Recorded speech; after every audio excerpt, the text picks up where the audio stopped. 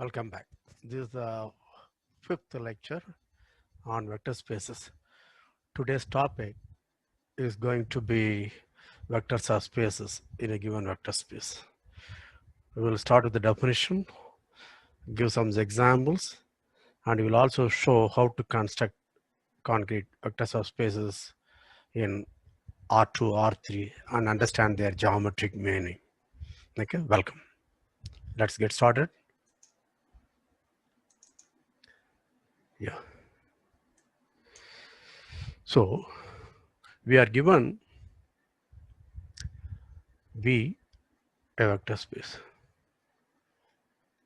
Okay, over a field, usually we will take it always R unless we want to say something, right? Now, let W be a subset of V. Okay, then I say it's a vector subspace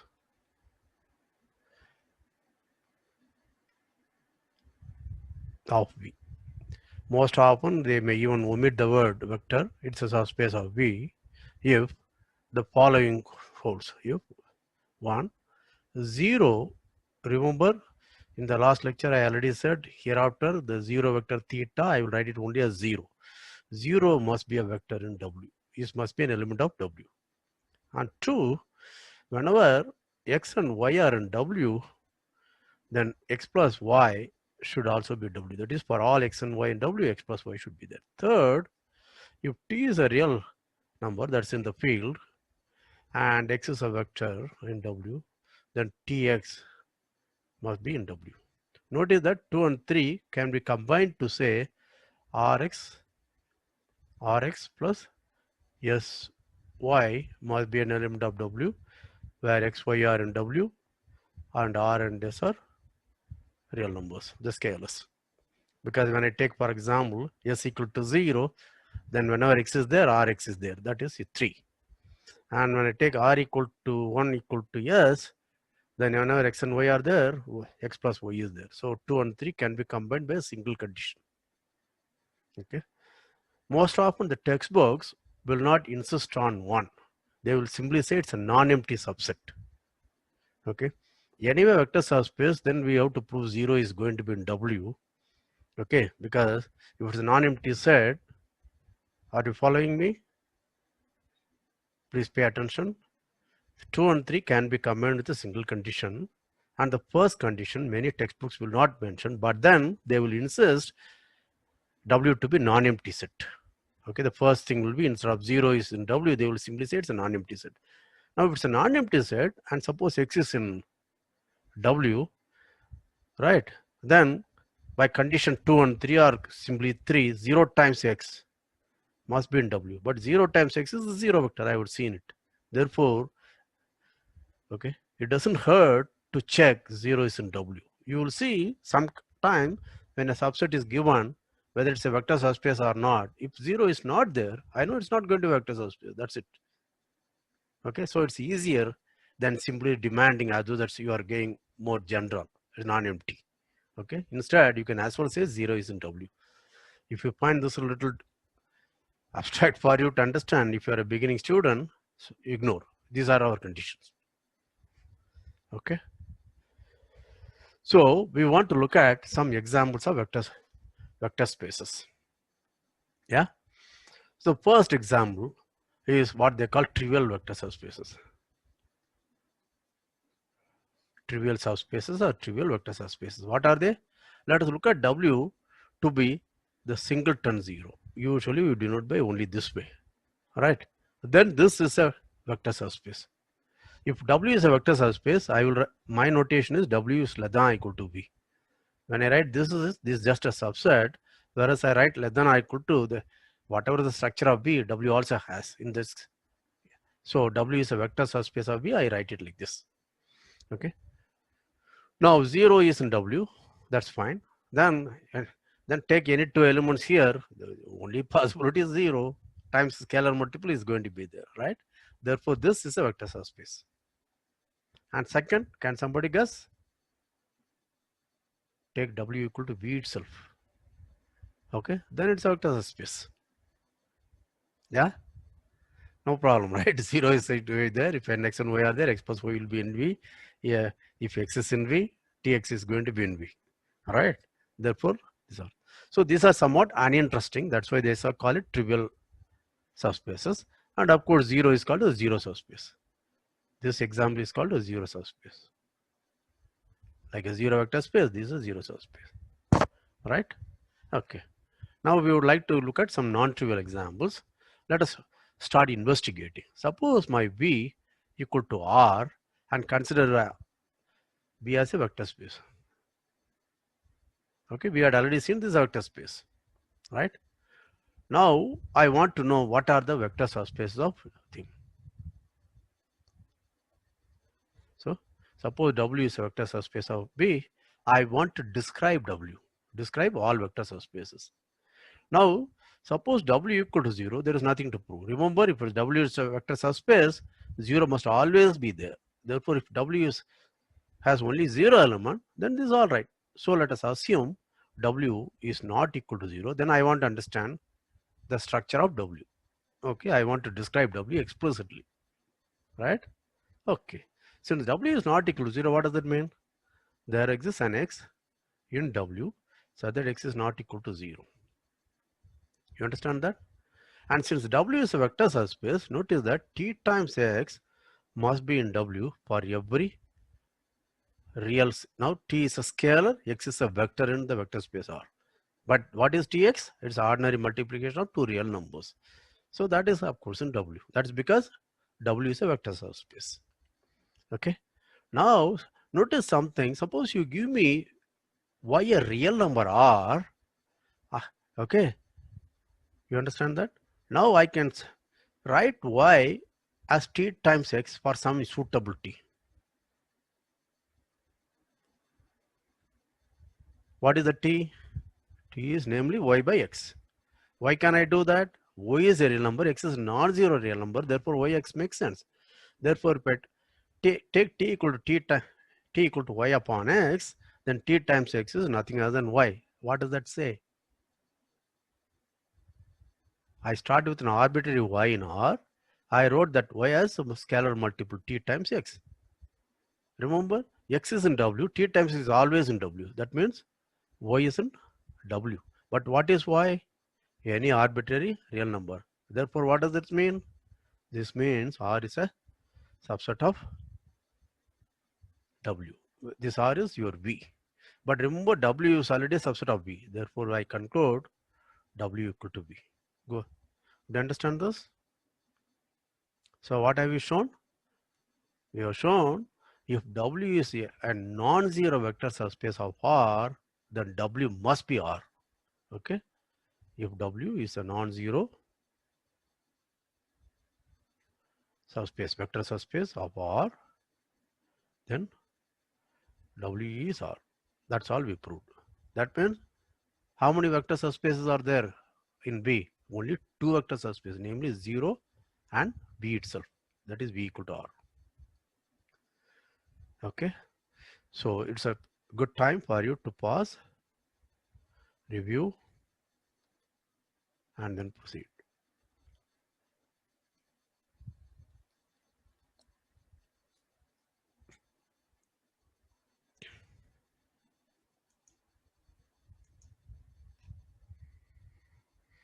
Let us look at the second example now. To start with, let me take V equal to R2. Okay. Let me take V equal to R2. Right. Now what do I want? Okay. I want to find out what are all the vector subspaces of R2. Okay.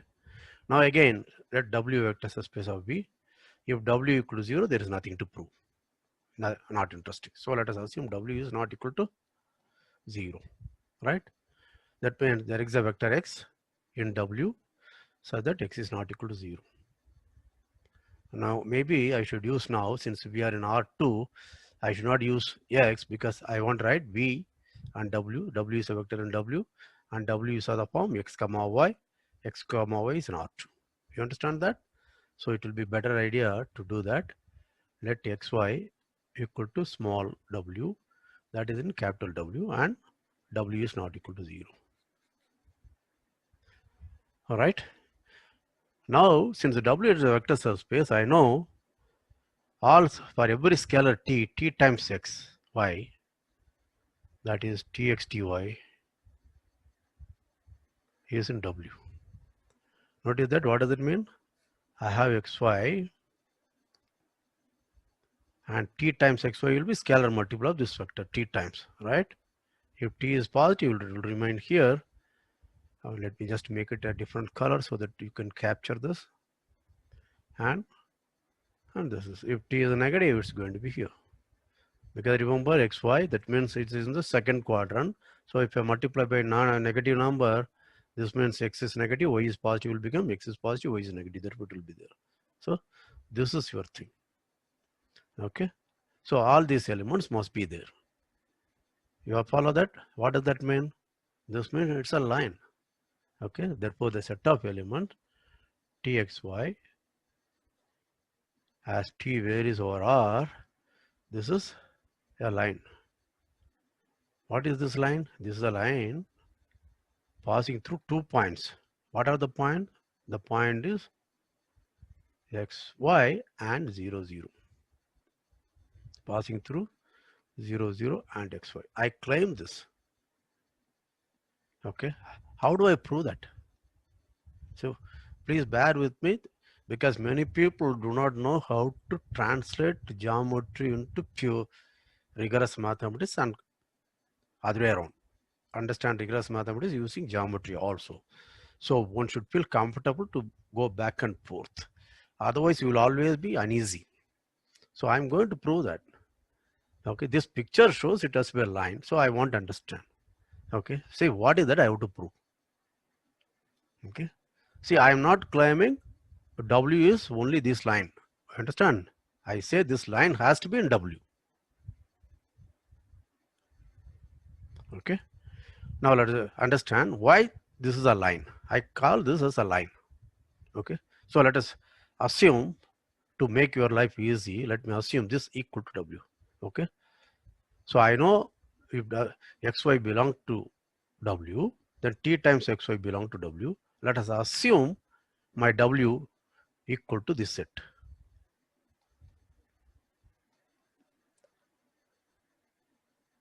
Okay. Then I claim this W is nothing line passing through 0, 0 and xy. Do you understand this? That's my claim. Now how do I prove that? Now there's a line passing through this 2 point, therefore my coordinate geometry tells me how to write it. Yeah. So what is that? That is, so maybe you should call again, let us do that. This is going to be, what is the line? X minus x1 by x1 minus x2 equal to y minus y1 by y1 minus y2. Right. Now let us assume my x1 y1 is 0, 0 and x2 y2 is, unfortunately, let us call it, if you want, AB.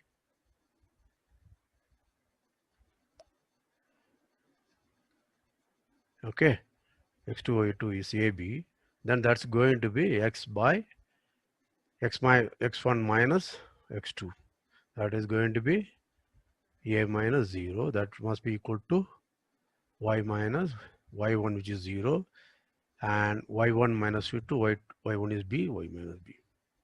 You understand that? That means if the point xy lies on this line, call it this line L, okay, then what do I know? Then x by a must be equal to y by t. Do you understand this? X by a must be equal to y by b. Are you following? This is the parametric form equation for the line. Now let's look at this W. Now any point here, x dash, y dash, if it is in W, let us call it xy. Xy is in W. That means xy is of the form t times AB. Remember now our t, these are all AB. Right? What does that mean? This is TA, TB. You understand? Now when are they equal? It says something, x by a That is, what is x here? Ta by a must be equal to y by b. Y is tb by b. They are equal. You understand that? Therefore, what have we shown now? Please pay attention. In linear algebra, usually these are the things which are not done. Okay, because geometry is someone ban. So what have we shown now? Suppose W is non-zero. Let us assume the vector W is in W. This is non-zero. Okay, and further assume my W consists of only T times AB. Okay, then I say this is line passing through 0, 0 and the point AB. That is a line passing through this. Yeah. If you are a little more algebraically oriented, you will see this W is a vector subspace. This is just a set. Do I know this is a vector subspace?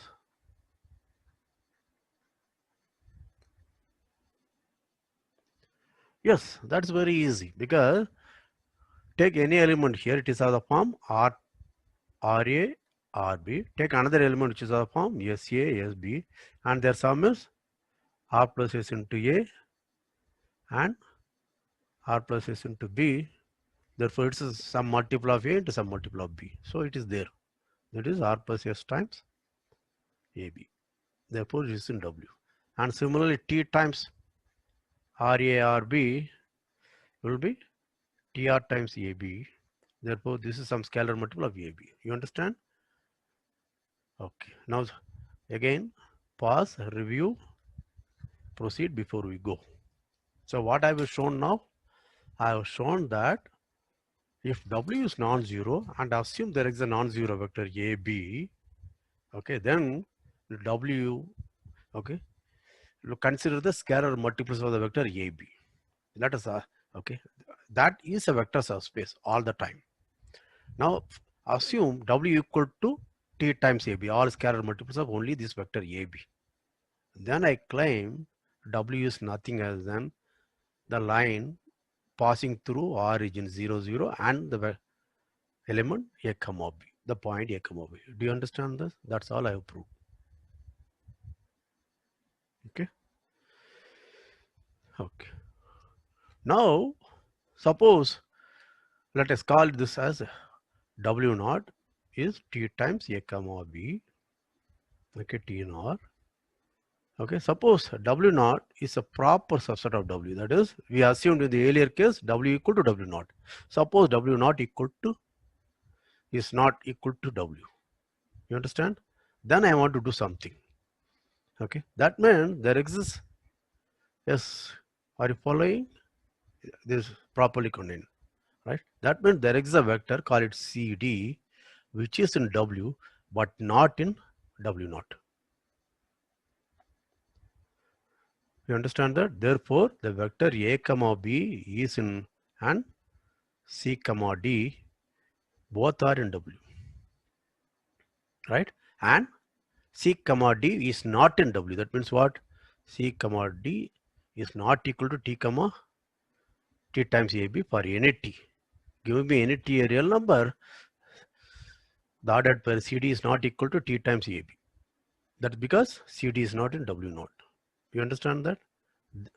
Now, since W is a vector subspace, then I know, okay, for any scalar R times A comma B plus S times C comma D must be in W. You understand this? Right. Yeah. Now I claim, okay, that this is a subset of R2. You understand? Now I am going to say, give me any vector xy in R2.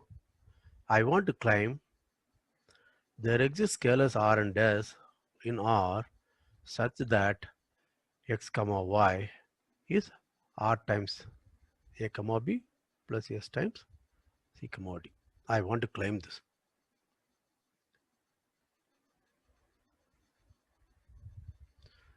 Assume this is done. What do you think I have done? Okay. That means if W is non-zero and W, okay, take a vector AB which is non-zero vector in W. If W is not equal to the set of all scalar multiples of this fixed vector A comma B, then W must be all of R2. If this, what I claim is true, that's what must happen. Do you understand this?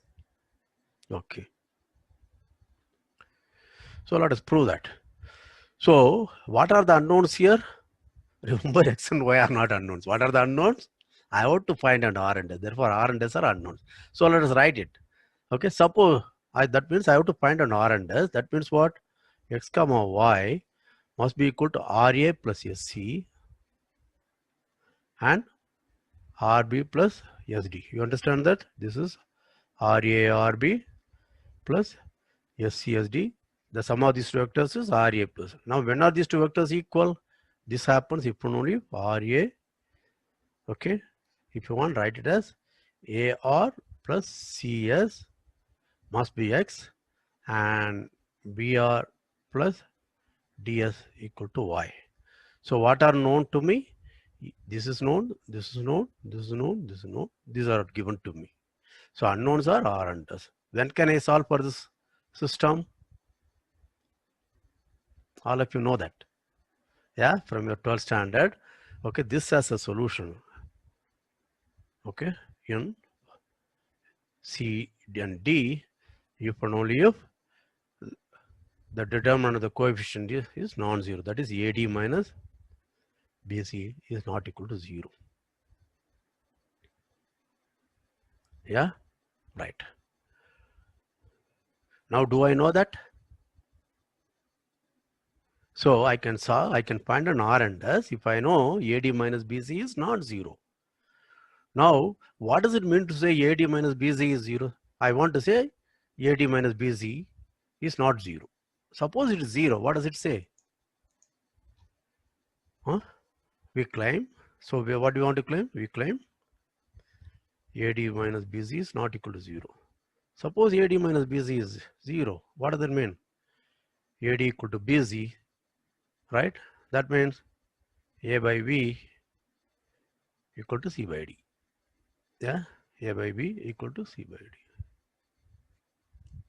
Yeah, do you follow that? I claim that, that is, if AD minus BC is 0, that I want to claim CD is a scalar multiple of AB. Okay. If AD minus BC equal to 0, I want to say this implies that. Okay, notice that if CD equal to T times AB, that is clear. Yeah, you understand what is that I will get then? A, B and TA, TB. Therefore, what is AC? AC is A T times AB and B, AD is T times AB and BC is T times AB. Therefore, their difference is 0. You understand that? So this implies this. But I claim this also implies this. Right? How do I know that? That result we already saw. If this happens, what does it mean? C equal to TA, therefore T must be C by A and D by B or other way around. You understand? I have shown that. Are you following? Sure? Yeah. Okay. So let us summarize. So in R2, what we found? The vector subspaces 0 or any line passing through origin, okay, and R2.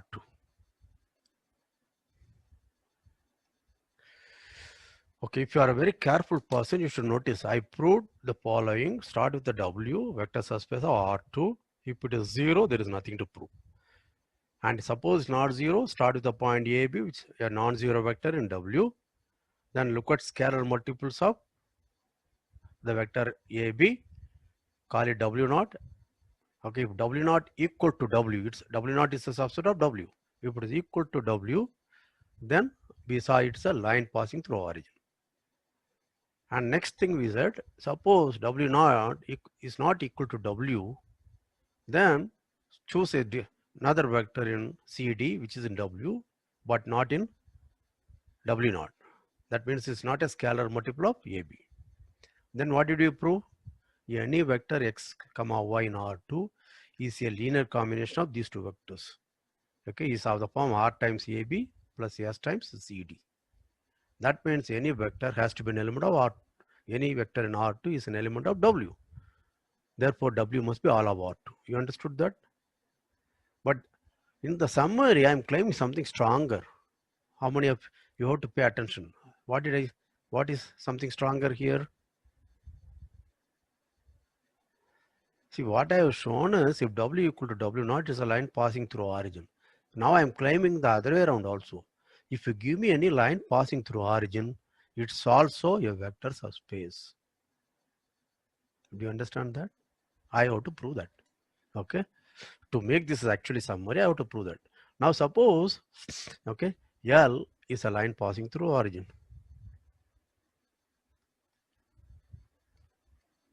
So what does it mean? So start with a non-zero vector a comma b, which is not equal to the zero vector in L. Then L must be line joining 0 0 and AB. Then as we did earlier, I know what are all the points on this line. This line will consist of all t times A, t times B. We already saw that. Remember that? Yeah. Okay. Look at this. This one, we showed that any line, the equation of the line passing through 0 0 and AB is given by x by A equal to y by B. Call it equal to the common thing as t, then x equal to t times A, y equal to t times B. Therefore, it's a scalar multiple. You understood that?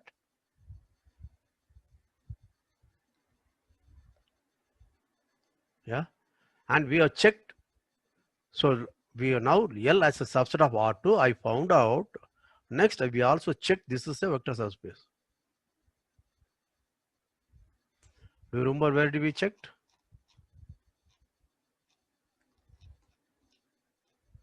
Yeah, we checked here. Is this a vector subspace? We checked. It is a vector subspace. You understand? Okay. So go slow. Understand all these things. Okay. We have shown this is a vector subspace. Right. Therefore, our summary is correct. So if you give me W, a vector subspace R2, either it is a zero vector subspace or it has to be a line passing through origin or it has to be all of R2. In this case, how many vector subspaces are there? Infinitely many, because there are many lines which pass through origin. Okay. And the extreme cases is simple. So this is the picture I have. I have a vector subspace 0 and this is contained in some lines through origin. These are the vector subspaces and this will be contained in R2.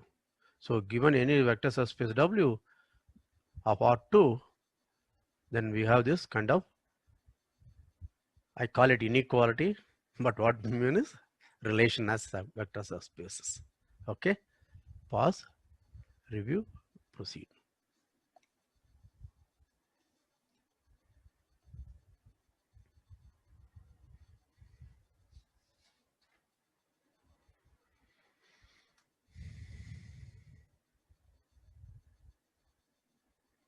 Okay. The third example,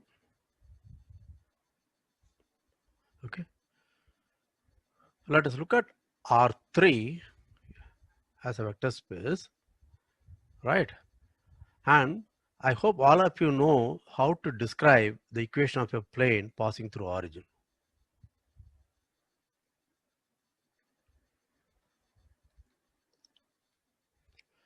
So how is this given? It is given by equation ax plus by plus cz equal to 0. What is the meaning of this? This means, see, plane is a subset of R3. Therefore, I have to describe when a point x comma y comma z lies in the plane. You understand? Let W equal to plane. So given x, y, z, I want to know when it belongs to W. It belongs to W if and only if Ax plus By plus Ez equal to 0. That means XYZ is a solution of the homogeneous equation. Try to think of it, then you will immediately capture the point. Therefore, W is set of all X, Y, Z so that Ax plus By plus Cz is 0. Call this as a homogeneous system. This is nothing other than, in our earlier notation, the solution set of the homogeneous system. And in the motivation, in the first lecture on vector spaces, we already seen the solution set of a homogeneous system of m equations in n unknowns is a vector space. You understood? Yeah. So I don't have to check. If you want to check, you can check it. Let x1, y1, z1 belong to that. x2, y2, z2 belong to that. Then what is x1, y1, z1 plus x2, y2, z2? Their addition is x1 plus x2, y1 plus y2, z1 plus y2. Does it belong to W? That is same as saying A times x1 plus x2, B times y1 plus y2, C times z1 plus z2. Is it equal to 0? But that is same as saying ax1 plus by1 plus cz1, put a bracket, plus ax2 plus by2 plus cz2. Whether this sum equal to 0. But remember, each of the summand is 0. I am going fast, but because I want you to think along with me, you should not try to see everything on written. Okay? Okay, if you want, please pause the video, play it again, pay attention, try to visualize. When I'm writing, when I'm saying, I am actually in my mind, I'm writing ax1 plus by1 plus cz1 is 0. Therefore, a times x1 plus x2 plus b times y1 plus y2 plus c times z1 plus z2 is 0. That means a times x1 plus x2 I can write as ax1 plus ax2, and similarly everything. Then I collect only the suffix 1 term, ax1 plus by1 plus cz1 bracket plus ax2 plus by2 plus cz2. But whatever the term, the three terms in the bracket is 0 because x1, y1, z1 is in W. You understand? Therefore, similarly to scalar multiple. Therefore, this is a plane. Okay. So, any plane passing through origin is a vector subspace. You understood that? Yeah. So, we are given lots of examples of vector subspace of R3. Okay. Now, let's look at some more abstract examples. These are the concrete. We'll come back to this 2 and 3 again, especially 3. I'll come back again if time permits, otherwise in another video. Okay. Now let's look at some, in a wholesale fashion, we can dispose of lot of things. Right. Let's look at V equal to Rn. Right. And let's look at the set 1, 2, 3, n. Okay.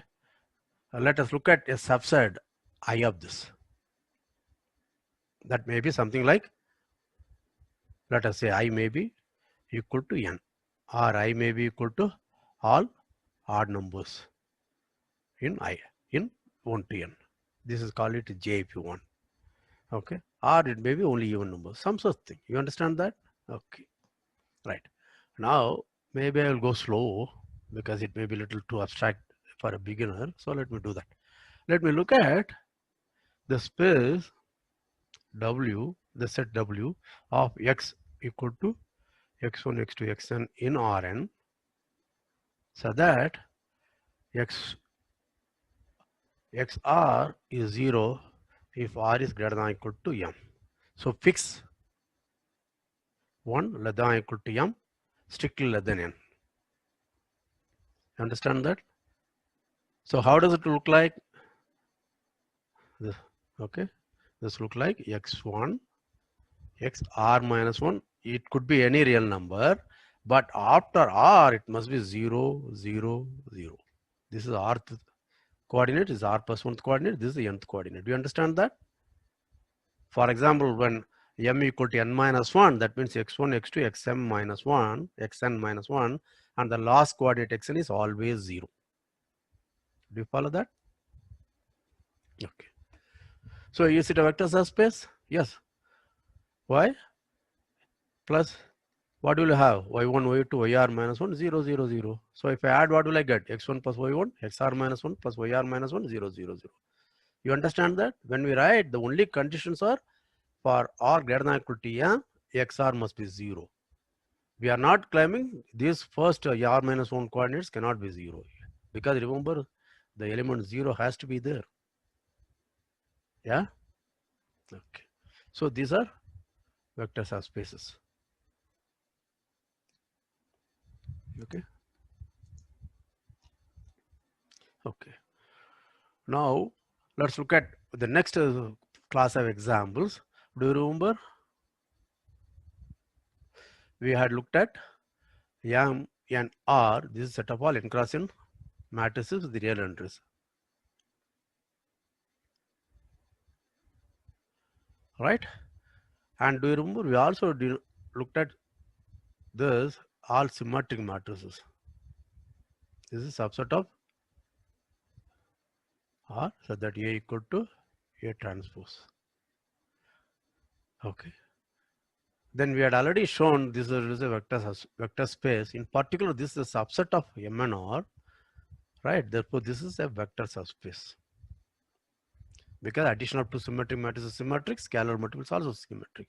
The same thing is true for skew symmetric matrices.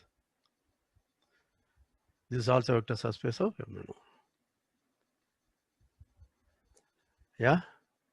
Okay. Now let's look at all scalar matrices. What are scalar matrices?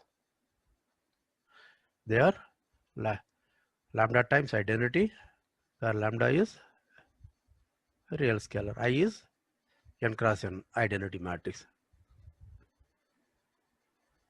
Okay. This is also this collection. This is also vector subspace of M and R.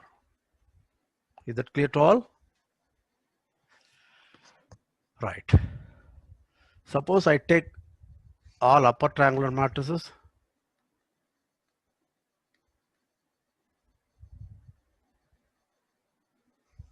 This is 0 here, upper triangular matrices. So U and R, it is unfortunately it's not unitary matrices, upper triangular. Okay. This is also matrix because you take a matrix of this kind and matrix of another kind.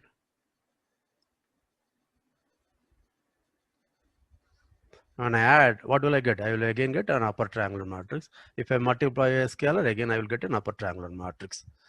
Okay. Therefore, the set of upper triangular matrices is also a vector subspace. Do you follow that? And similarly, lower triangular. How about diagonal matrices?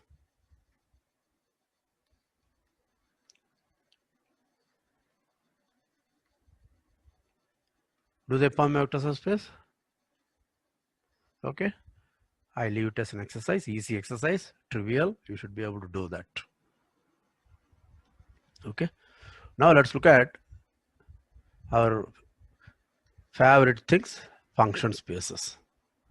Right? Okay. Now let my x equal to some interval AB in R. Right? And we have seen that set of all functions from x to R, this is a vector space. Do you remember? Now, since I am doing with AB, I can ask for all continuous functions. This is what? This is set of all continuous function AB to R which are continuous on AB. Yeah, this is a subset of all functions from x to R, where x is the interval AB. And now notice that the constant function 0 is here. Therefore, it's non-empty. Okay, 0 is there. Now, from analysis, you know that if F and G are continuous on AB, then F plus G is also continuous on AB. And similarly, if T is a scalar, T times F is also continuous function. Therefore, what I have shown, this is actually the vector subspace of BXR.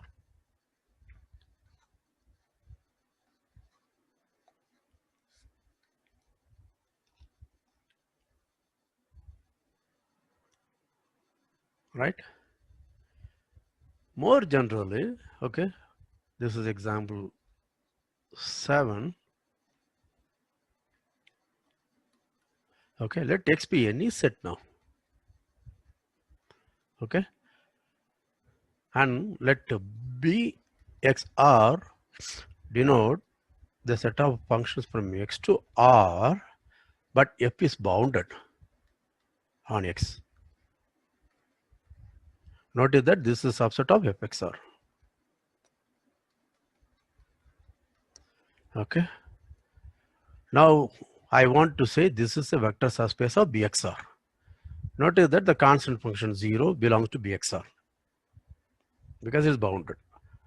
When do I say F is bounded on X? Let us quickly recall. F is bounded on X if there is an M positive, so that for every X in X, what should I have? Mod Fx is less than or equal to M. Then I say F is bounded.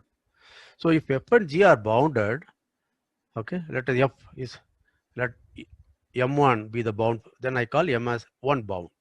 If M is a bound, anything greater than that also will be a bound. Therefore, I will simply say a bound, not the bound. So let M1 be a bound for F and M2 be a bound for G. Then I want to say F plus G is also bounded. That means what?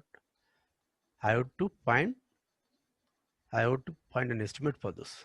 But this, by triangle inequality, this is equal to mod Fx plus Gx. This is by definition. Okay, F plus G at X is Fx plus Gx and modulus. Okay, this is equality. But triangle inequality, this mod Fx plus mod Gx. But Fx is less than or equal to M1, this is less than or equal to M2.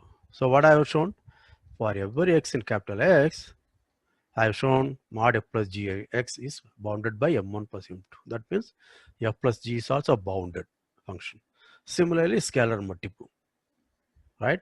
If T is a scalar, what do you think TF will be bounded by? Notice that TF at X. This will be mod T into mod Fx. Therefore, it's bounded by mod T times M. Okay, don't say T times M. It is bounded by mod T times M. Right? Therefore, what I have shown, the set of bounded functions on any set is a vector subspace. Have you understood? Okay. Now let's look at another example. Right. Now take X equal to N, then what is Fx R? These are all real sequences. Right? Because F is from natural number to R, therefore I will write F as Xn. What is Xn? Xn equal to F at N. This is a special case of the earlier one. You understand that? So now therefore in particular all bounded real sequences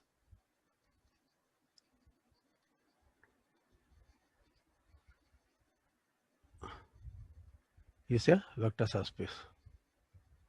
Of what? Of the vector space of all sequences.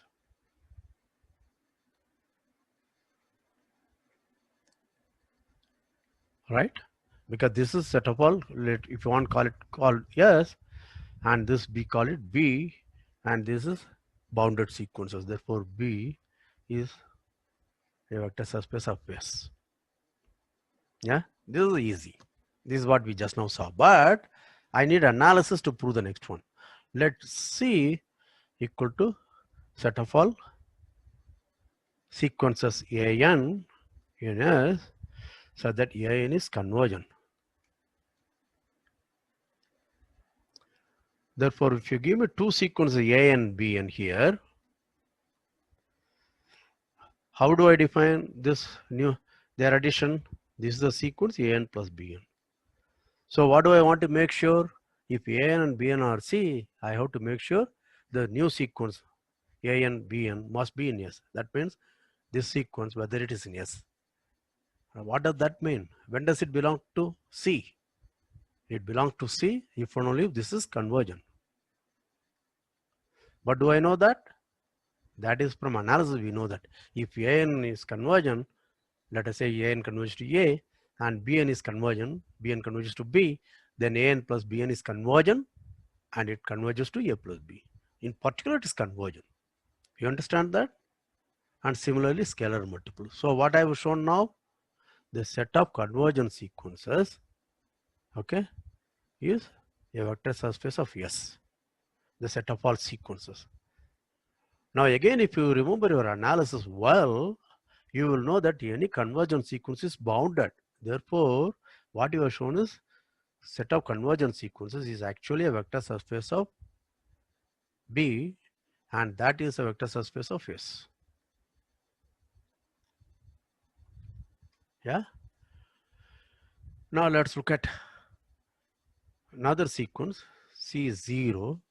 This set of all sequences an in C, so that limit an is 0. This is what you call null sequences. That is, the sequences converge, but they converge to 0. Right? Now do you see that C this? Because if an converges to 0, bn converges to 0, an plus bn will also be convergent, and it converges to 0. Therefore, we have this.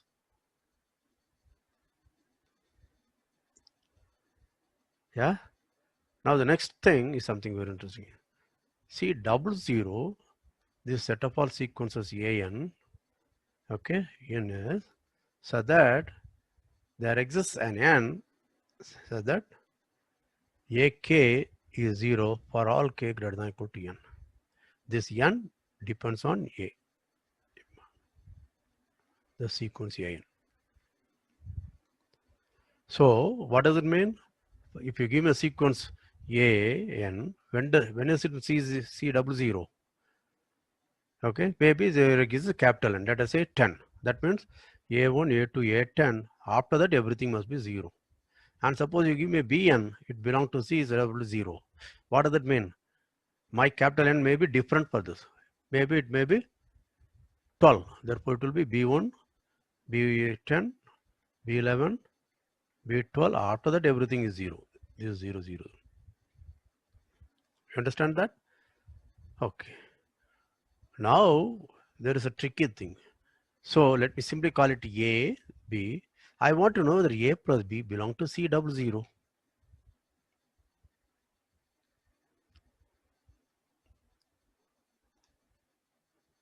Yeah. How do I prove that? So for A, I know there is an N1, and for B, there is an N2. You understand that? Therefore, let N equal to maximum of N1 and N2. Now, what is the sequence AN plus BN? This is A1 plus B1, AN plus BN, and this is A. Okay, you understand that? And so on. Right? Now, the moment k is greater than or equal to n, then it's also greater than or equal to n1. Therefore, my ak must be 0. And similarly, for k greater than or equal to n, then k is greater than n2. Therefore, bk also is 0. Therefore, what do I know? After capital N, all these elements will be 0, 0. ak plus bk is 0 if k is greater than or equal to capital N. Do you understand that? Therefore, a plus b again is an element of c double 0. Yeah. So we have a lot of subspace. C double 0 is a subspace of C0. This is a subset of C. This is a subset of all bounded sequences. This is a subset of all sequences. So each is a vector subspace of the next one up to this. Yeah. Pause, review, proceed.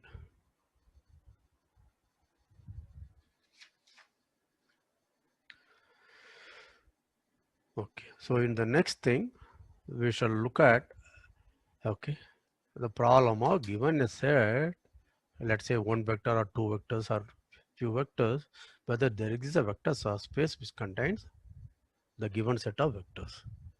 And we will try to write it very concretely in the case of R2 and R3 just to have an idea. Okay. Wait for the next lecture. Please review. I hope all of you enjoyed. Just before forgetting, yeah, let me share the screen. Let me give an exercise and then leave. Yeah. This is for an exercise. Let my x equal to R now. And let's look at all functions from R to R. That is fxr. Right. Now, when do I say f is odd? Or let's say f is even. F is a function from R to R. When do I say it's even? If f of x equal to f of minus x, this should be true for every x in R. And when do I say it's odd? If f of minus x equal to minus of fx. This should be true for all x in R. You understand that? So let f even R and f odd R. Okay, these are all subsets of f of xr. RR. Okay, I want to know whether I can replace this by this symbol, that is, are they vector subspaces? You understand this? For example, cos is an even function whereas sine is an odd function. X squared is an even function whereas x cubed is an odd function. You understand? So now let us look at 0. Remember, if these are all vector subspaces, they are vector subspace of fxr. And what is the 0 element here? 0 element is the 0 function. Right? This 0 function must be here as well as here. Right? Do you think it's correct? That is, 0 is both even and odd. Why?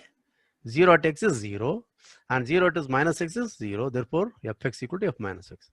And 0 minus x is 0, but that is minus of 0 at x, which is 0. Minus of 0 is 0. Therefore, the 0 function is both even and odd. Therefore, there is no problem. You understand that? So later, the rest of the things you have to check. Addition of two even functions is even, and scalar multiple of even function is even, and so on. Okay. So with that, I will stop. So please go through all these examples. We will come with something little more interesting in the next video. Till then, bye. Take care. Stay safe.